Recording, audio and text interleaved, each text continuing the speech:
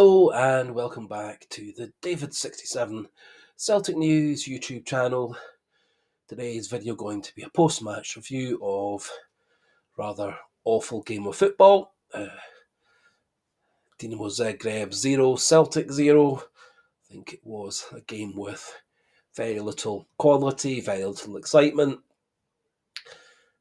It did look kind of like both teams were quite happy to get a draw from early in the game. I think for Celtic that 1 point is a very big point towards our goal of a playoff place. It does give us one more home game against Young Boys Bern, currently well adrift in 36th and last place in the league, and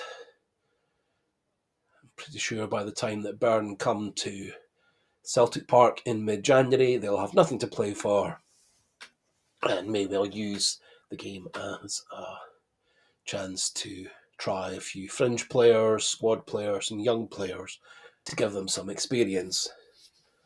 So in today's video, which we're going to keep a wee bit brief because I'm feeling still quite fluey and fighting off a cold, so apologies for any coughs and splutters and sneezes and sniffs, etc. Going to have a wee look at the stats, a wee look at my own personal ratings, one or two wee thoughts regarding the game, and just where that leaves Celtic currently in terms of the table of 36 and the first goal of getting into the 9 to 24 bracket, which gets us a playoff place for the last 16.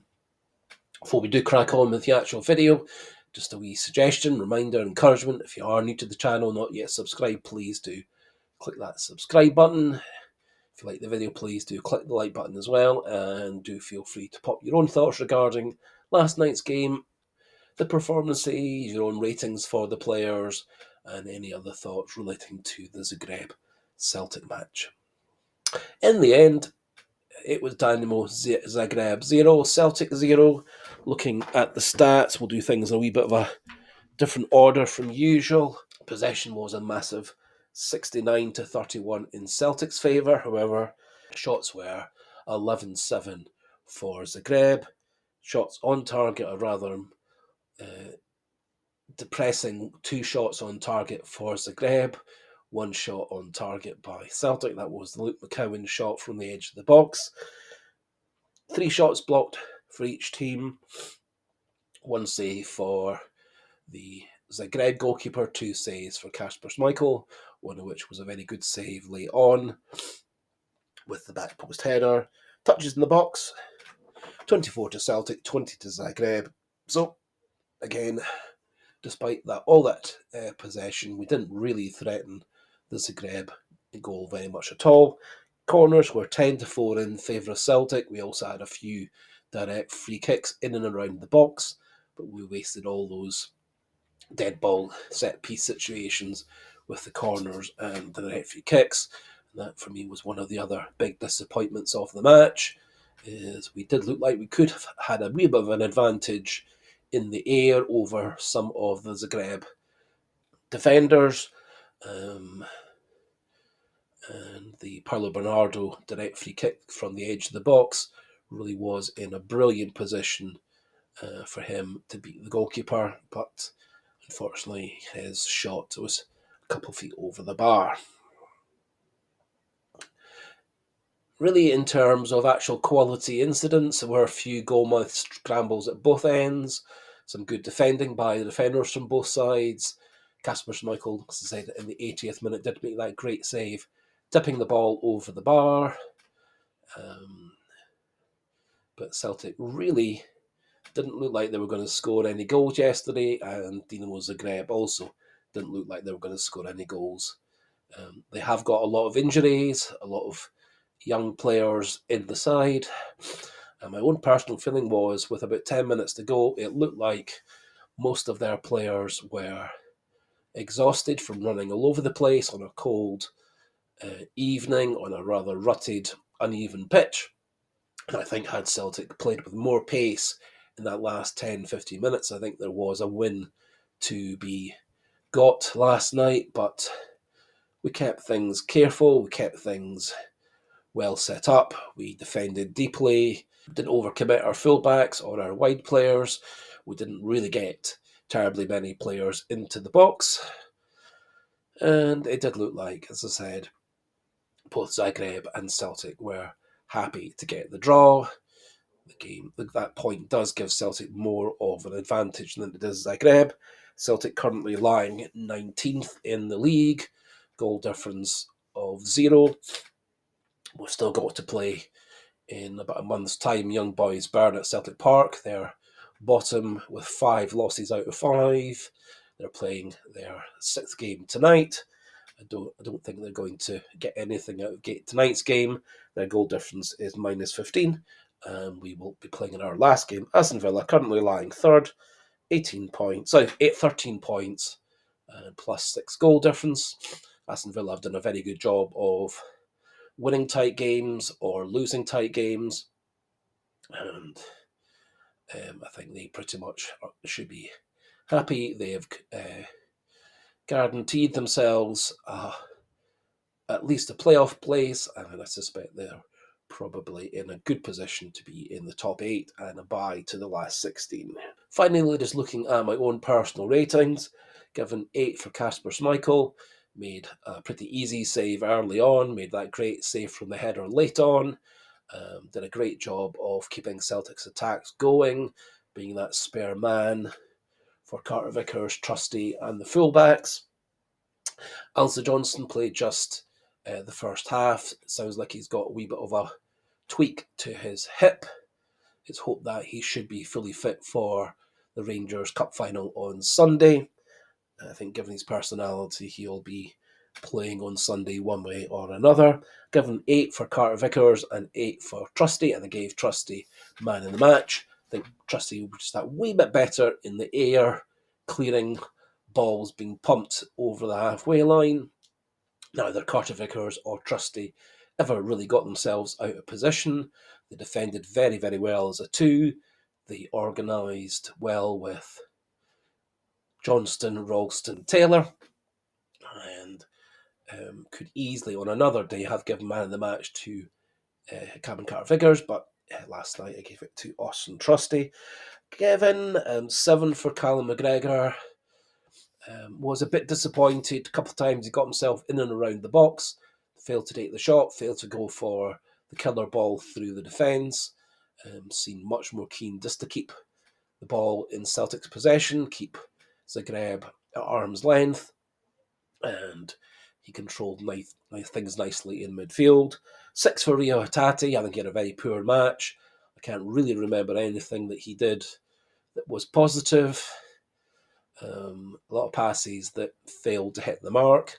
A few gambled passes and gambled turns into defenders that didn't work out. And so wasn't the typical recent Rio Hatate performance of poor in the first half and then really coming into his own in the second half. So 6 for him, 6.5 for Paolo Bernardo, similar to Rio Hatate, not an awful lot to commend him. Did get involved a lot more in the battling in midfield, couple of nice corners in, did slightly waste, I thought, the direct free kick that was a perfect chance to at least get a shot on goal.